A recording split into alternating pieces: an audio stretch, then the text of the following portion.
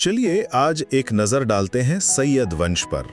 ये ना दिल्ली सल्तनत की वो कहानी है जिसमें पहला राजा खुद को राजा कहने से भी डरता था और जो आखिरी राजा था वो अपनी गद्दी सिर्फ इसलिए छोड़ गया क्योंकि उसे कोई दूसरा शहर ज्यादा पसंद आ गया था।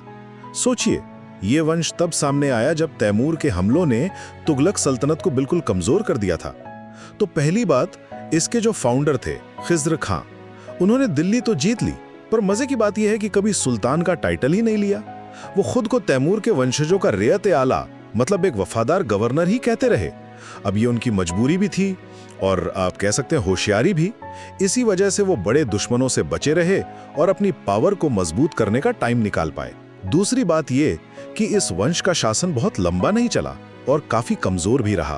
खिज्र खां के बाद उनके बेटे मुबारक शाह आए, फिर मोहम्मद शाह और आखिर में अलाउद्दीन आलम शाह। पर इनमें से कोई भी सल्तनत को संभाल नहीं सका और वो लगातार सिकुड़ती ही चली गई।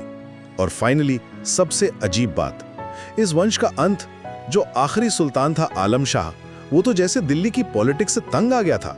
उसने खुद अपनी गद्दी बहलोल लोधी को दे दी और बदायूं में जाकर बस गया, सिर्फ इसलिए कि उसे वो जगह ज्यादा पसंद थी।